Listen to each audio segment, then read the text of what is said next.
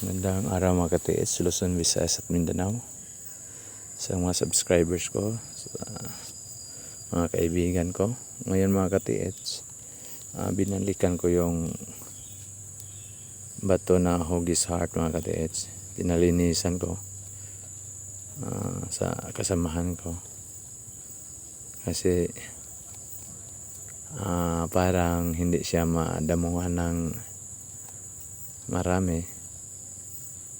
Upang kung kami ay mag-operate, mag-opera kami ay madali lang namin hindi na namin kailangan palinisan. So nilinisan namin ito mga ka-TH buwan-buwan para hindi dumami yung mga damo sa gilid niya. So ngayon mga ka-TH, sa pagkakataong ito mga ka-TH, meron kami nakita na ahas mga ka-TH. Ito mga ka-TH, so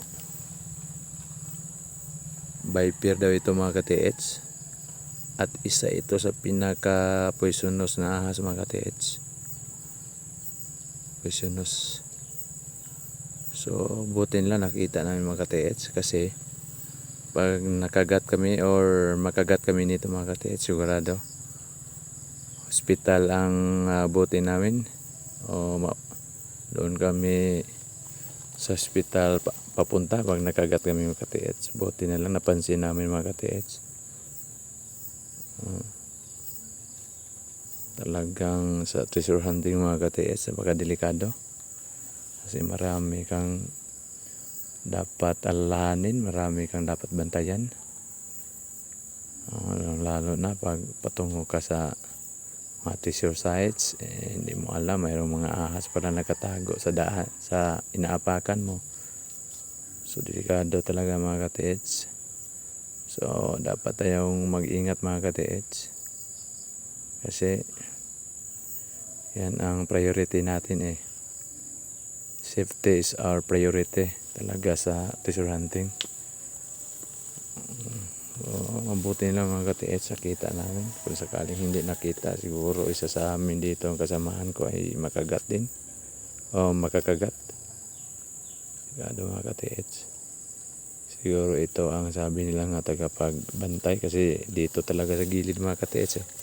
Yun ang heart, doon siya, nasa gilid lang mga ka-TH. Hindi umimik mga ka-TH . Hindi siya umimik, parang wala lang. Ibang klaseng ahas na yan mga ka-TH. Napakadelikado. Kasi ang sabi ng karamihan mga ka-TH sa mga expert, yung matutulis daw ang bunganga nila ay poisonous. Yung matulis yan mga ka-TH. Tulis. Maganda siyang tingnan mga ka-TH.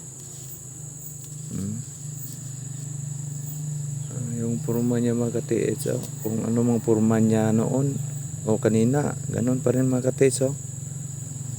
Mahilig, parang nag-exercise lang.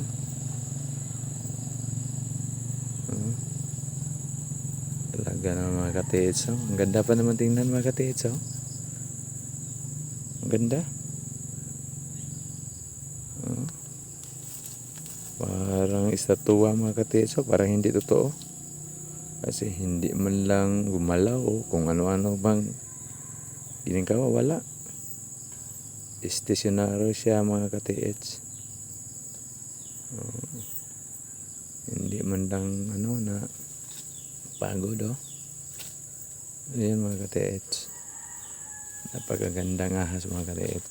Napakaganda na delikado. Kasi poisonous yun mga ka-TH. Talagang ito masasabi ko sa inyo mga ka-TH, huwag tayong magpabaya sa safety natin. Tingnan nyo talaga yung anong madadaanan natin, maapakan natin, kasi hindi natin alam na yung ahas ay nandyan na sa inapakan mo. So hanggang dito lang mga ka-TH. So tulad ng sinabi ko dati, mag-ingat tayo, at kumain tayo ng mga masustansyang pagkain mga kataits, kasi ang tunay na kayamanan ay ang ating kalusugan. Salamat po mga kataits.